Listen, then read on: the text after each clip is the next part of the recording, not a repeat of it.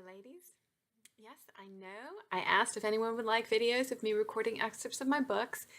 And yes, I know it has taken me more than a year to accomplish that task. My only excuse is to explain that I am a technological idiot.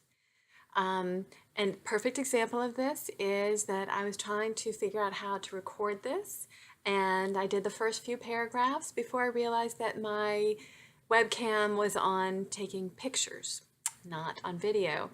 So then I tried it again, and I did it all over again, and I realized that I turned off the webcam and read the first few paragraphs. So bear with me. I will try this and figure it out as we go. Here I am. I'm finally delivering to you, but I have a few things I'd like you ladies to remember. First, this is my first recording, so it's going to be horrible. Second, I know that I speak quickly, so I'm going to try and slow down, but if I'm still talking too fast, please let me know. Any feedback is greatly appreciated. Okay, so this is an excerpt from The Seductive Truth, which will be released on all platforms this Saturday, December 2nd, 2017. Please feel free to forward this video to anyone and everyone. Word of mouth is the best advertising.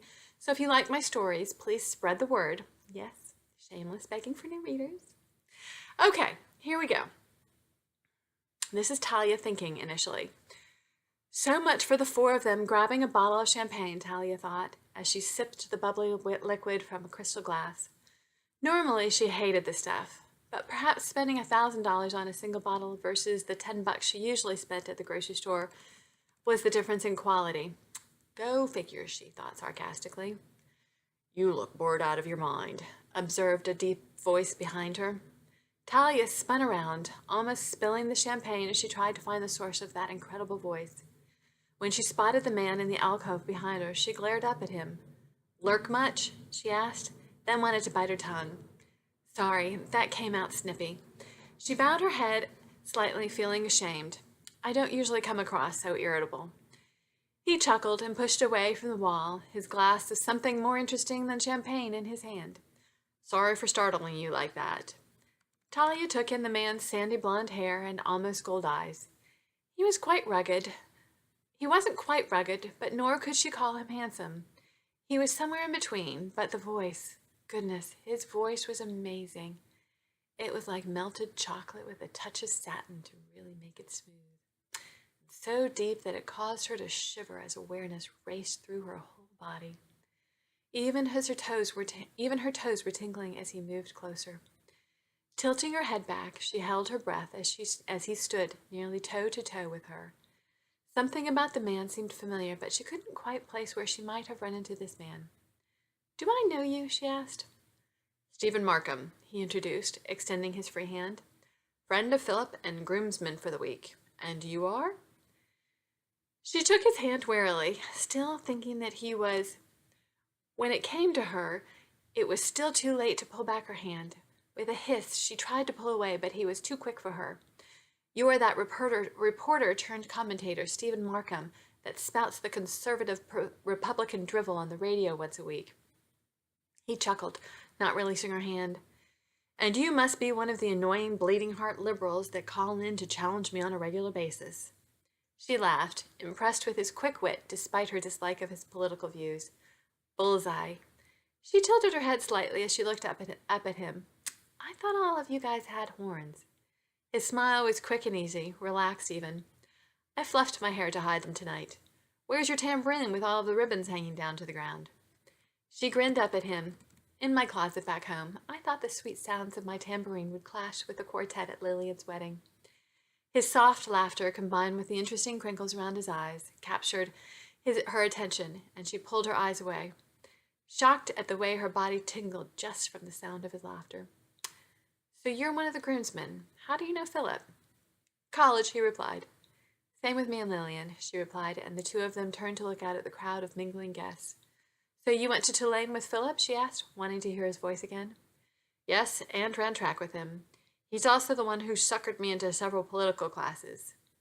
She turned and looked up at him, startled. So you weren't an evil Republican from the beginning? She teased. He laughed right back. Shocking, I know. I was actually pretty apolitical until I started hearing the tambourines. And by tambourines, you mean? The dreamy political ramblings of naive college students who think that they can change the world. She laughed, shaking her head. As opposed to the Republicans who just want to pave over everything, right? Exactly, he returned, smiling, and Talia had to turn away because those fascinating crinkles around his eyes really were making her heart thud too loudly. She was just about to ask him about something non-political, had just opened her mouth, when she was interrupted by a shrill voice to her right. Talia, dear, Janice Soussier, Lillian's mother called from the living room, as she made her way towards the two of them. We need both of you and Stephen for pictures, please. Talia plastered a smile onto her face as for Janice's benefit. This should be fun, she commented through gritted teeth. He laughed again, and she realized that she was going to have to tell him to stop doing that. Remember the penguins, he said, and she felt his warm hand between her shoulder blades. Oddly, that warm hand sent lust shooting throughout her body, and she could barely walk, much less understand what he was talking about. Penguins? What penguins?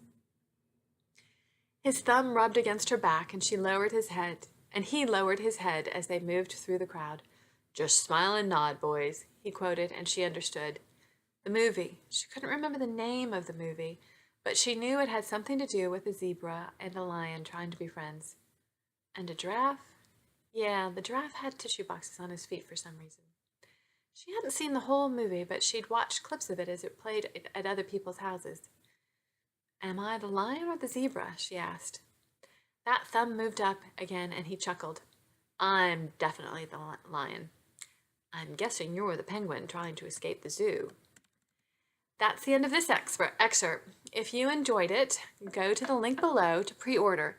If you haven't already, I will be doing more of these video recordings now that I know how to do them, and I promise they will improve as I figure out more tips and tricks.